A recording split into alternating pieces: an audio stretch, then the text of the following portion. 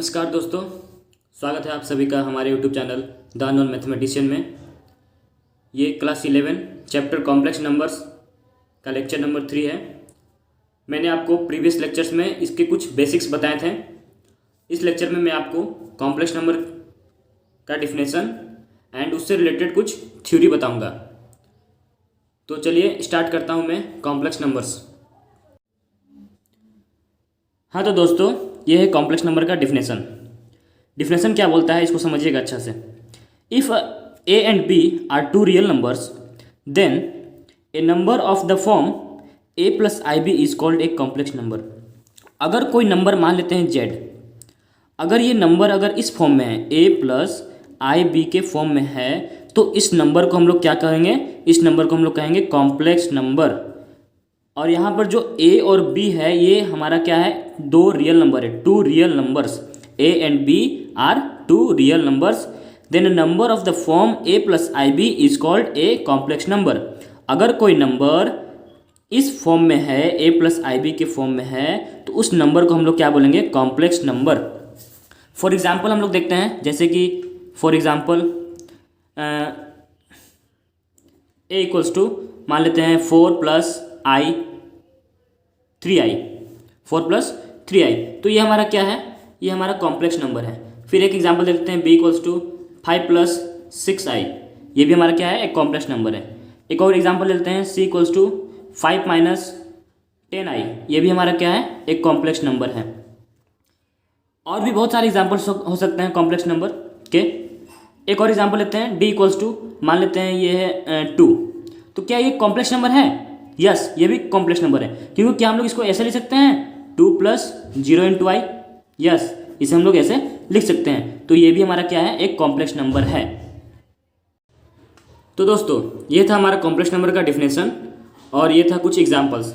अब हम लोग आगे बढ़ेंगे और देखेंगे कि real and imaginary parts of a complex numbers क्या होता है, कि कॉम्प्लेक्स नंबर का रियल पार्ट क्या होता है और कॉम्प्लेक्स नंबर का इमेजिनरी पार्ट क्या होता है। तो हम लोग मान लेते हैं z एक कॉम्प्लेक्स नंबर है, z equals to A plus I B. तो z equals to A plus I B एक कॉम्प्लेक्स नंबर है। इसमें जो a है, a हमारा क्या है, a हमारा है रियल पार्ट, इसको हम लोग कहेंगे a is called real part of a complex number, complex number.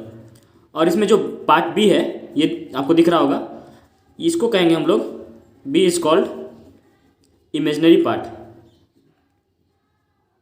Imaginary part of a complex number. किसी कॉम्प्लेक्स नंबर में जो इमेजिनरी पार्ट, जो रियल पार्ट होते हैं, उसे हम लोग डिनोट करते हैं आर ई जेड से। z कॉम्प्लेक्स नंबर है और R E real part of z। Real part of z यहाँ पर क्या हमारा a है, और ये b जो है वो हमारा इमेजिनरी पार्ट है। तो इसको हम लोग कैसे डिनोट करेंगे, इसको हम लोग ऐसे लिखेंगे, imaginary part of z। Imaginary part of z क्या है, b है हमारा, तो इमेजिनरी पार्ट ऑफ z क्या हो गया, b हो गया। इसे हम लोग ऐसे डिनोट करते हैं, रियल पार्ट को इस तरह से और इमेजिनरी पार्ट को इस तरह से। अब हम लोग आगे देखेंगे कि purely real and purely imaginary complex numbers क्या होते हैं। तो देखिए दोस्तों, purely real and purely imaginary complex number किसे बोलते हैं। अभी मैंने कॉम्प्लेक्स नंबर बताया कि कॉम्प्लेक्स नंबर क्या था, z equals to A plus I B. इस फॉर्म में अगर कोई नंबर रहेगा उससे हम लोग कॉम्प्लेक्स नंबर बोलेंगे। ये रियल पार्ट होता है और ये इमेजिनरी पार्ट होता है। अब देखिए प्योरली रियल का मतलब होता है ऐसा नंबर जिसमें इमेजिनरी पार्ट ना हो, मतलब जिसमें इमेजिनरी पार्ट 0 हो।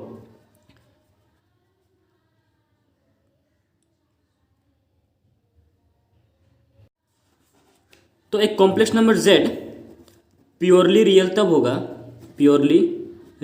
होगा इफ अगर इस कॉम्प्लेक्स नंबर का इमेजिनरी पार्ट, मतलब इमेजिनरी ऑफ z क्या हो जाएगा, 0 हो जाएगा। तो उस नंबर को हम लोग क्या बोलेंगे, प्योरली रियल कॉम्प्लेक्स नंबर। अब हम लोग प्योरली इमेजिनरी कॉम्प्लेक्स नंबर किसे बोलेंगे, तो प्योरली इमेजिनरी का मतलब कि वैसा कॉम्प्लेक्स नंबर जिसमें सिर्फ इमेजिनरी पार्ट हो, मतलब कि जो रियल पार्ट है a जो है वो 0 हो जाएगा। मतलब z को, किसी कॉम्प्लेक्स नंबर z को हम लोग प्योरली इमेजिनरी तब बोलेंगे जब इफ अगर इस कॉम्प्लेक्स नंबर का जो रियल पार्ट है, रियल पार्ट ऑफ जेड जो है वो 0 हो जाएगा। मतलब कि प्योरली रियल किसे बोलते हैं? प्योरली रियल उसे बोलते हैं जिसका इमेजिनरी पार्ट 0 हो जाए, और प्योरली इमेजिनरी उसको बोलते हैं जिसका रियल पार्ट 0 हो जाए। तो ये हमारा था प्योरली रियल नंबर और प्योरली इमेजिनरी नंबर। अब हम लोग देखेंगे सेट ऑफ कॉम्प्लेक्स नंबर। तो सेट ऑफ कॉम्प्लेक्स नंबर को हम लोग डिनोट करते हैं सी से, और ये होता कैसा है? ये होता है ए प्लस आई बी के फॉर्म में। कॉम्प्लेक्स नंबर जो होते हैं वो ए प्लस आई बी के फॉर्म में होते हैं, और ए और बी कहाँ से आते हैं? सच दैट कि ए और बी रियल नंबर से आते हैं। अब अगर हम कोई भी रियल नंबर ले लें ए, तो हम लोग इसको इस फॉर्म में लिख सकते हैं ए प्लस 0i। इसका मतलब कि ये भी कॉम्प्लेक्स नंबर है। इसका मतलब क्या हुआ कि every real number is a complex number. इसका मतलब हुआ कि जितने भी रियल नंबर हैं हमारे जितने भी रियल नंबर हैं सारे के सारे क्या हैं? कॉम्प्लेक्स नंबर हैं। क्योंकि हम हर रियल नंबर को इस फॉर्म में लिख सकते हैं। ए, कोई रियल नंबर ए है तो हम लोग ए प्लस 0i उसे लिख सकते हैं कॉम्प्लेक्स नंबर के फॉर्म में, और ये कॉम्प्लेक्स नंबर का फॉर्म आ गया। इसका मतलब ये कॉम्प्लेक्स नंबर भी है। तो every real number is a complex number. Hence जो रियल नंबर का सेट है वो सबसेट होगा कॉम्प्लेक्स नंबर का। ये क्या है? ये है the set of all real numbers. इसको हम लोग बोलते हैं the set of all real numbers. अब हम लोग देखेंगे इक्वालिटी ऑफ कॉम्प्लेक्स नंबर। तो इक्वालिटी ऑफ कॉम्प्लेक्स नंबर क्या करता है? देखिए, हम लोग ले लेते हैं दो ठो complex number Z1 and Z2। Z1 हो गया आपका A1 प्लस IB1 और Z2 हो गया आपका A2 प्लस IB2। तो Z1 और Z2 दो कॉम्प्लेक्स नंबर आपस में इक्वल कब होंगे? ये इक्वल तभी होंगे इफ़ अगर real part of Z1 equal हो जाए रियल पार्ट ऑफ Z2 का, and imaginary part of Z1 equal हो जाए इमेजिनरी पार्ट ऑफ Z2 का। इसका मतलब कि A1 इक्वल हो जाए A2 का एंड B1 इक्वल हो जाए B2 का। तब हम लोग कह सकते हैं कि Z1 एंड Z2 जो दो कॉम्प्लेक्स नंबर हैं ये आपस में बराबर हैं। तो हमारा अगर Z1 बराबर हो जाएगा Z2 का तो हमें क्या मिलेगा? That if and only if कि real part of Z1 equal हो जाए रियल पार्ट ऑफ Z2 का, and imaginary part of Z1 equal हो जाए इमेजिनरी पार्ट ऑफ Z2 का। तब हम कह सकेंगे कि Z1 और Z2 जो है आपस में इक्वल है। इससे रिलेटेड हम एक एग्जाम्पल देखेंगे। तो इससे रिलेटेड मैं आपको दो ठो एग्जाम्पल बताऊंगा।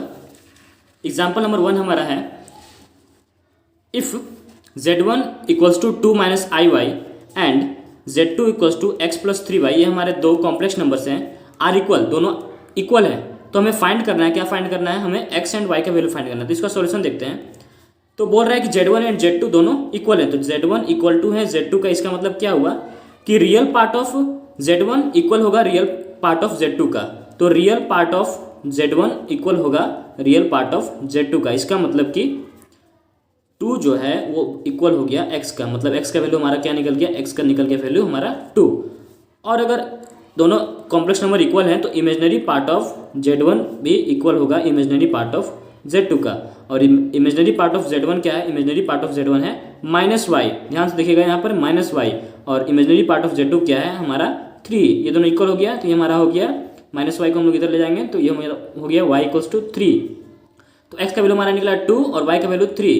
बहुत इजी क्वेश्चन था। इसी तरह से हमारा दूसरा क्वेश्चन है, if a plus B minus I 3a plus 2b equal 5 plus 2i है, तो हमें फाइंड करना है a एंड b का वैल्यू। तो इसमें कैसे फाइंड करेंगे? तो देखिए, ये दोनों कॉम्प्लेक्स नंबर आपस में इक्वल है। अगर दोनों कॉम्प्लेक्स नंबर आपस में इक्वल हैं तो इसका रियल पार्ट और इसका रियल पार्ट आपस में इक्वल होंगे, मतलब कि a plus B equal to 5, and इसका इमेजिनरी पार्ट और इसका इमेजिनरी पार्ट आपस में इक्वल होंगे, minus 3a plus 2b equals to 2। अब हम लोग इसको सॉल्व करेंगे, तो इसको सॉल्व करेंगे तो हमें क्या मिलेगा? हमें मिलेगा a equals to -12 and b equals to 17। इसे इसलिए हम लोग सॉल्व कर सकते हैं। तो हमें क्या मिलेगा, a equals to -12 and b equal to 17। ये हमारा हो गया आंसर। ये इक्वलिटी ऑफ कॉम्प्लेक्स नंबर के से रिलेटेड 2 एग्जाम्पल्स थे जो बहुत ईजी थे। आप इससे रिलेटेड क्वेश्चन बनाइएगा, सॉल्व आपसे ज़रूर हो जाएगा। नहीं होगा तो आप हमें कमेंट सेक्शन में बता सकते हैं, हम आपकी मदद जरूर करेंगे। तो आज का लेक्चर यहीं पर समाप्त होता है। अब मैं आपको नेक्स्ट लेक्चर में बताऊंगा addition of a complex number, subtraction of a complex number and multiplication of a complex number and division of a complex numbers के बारे में। आप हमारे टेलीग्राम चैनल को भी ज्वाइन कर सकते हैं जिसका लिंक डिस्क्रिप्शन में दिया है। आप हमें इंस्टाग्राम पर भी फॉलो कर सकते हैं, उसका भी लिंक डिस्क्रिप्शन में दिया गया है। आप हमारे प्रीवियस लेक्चर को भी देख सकते हैं जिसका लिंक हमारे डिस्क्रिप्शन में आपको नीचे मिलेगा। अब मिलता हूँ मैं आपसे नेक्स्ट लेक्चर में, तब तक के लिए जय हिंद।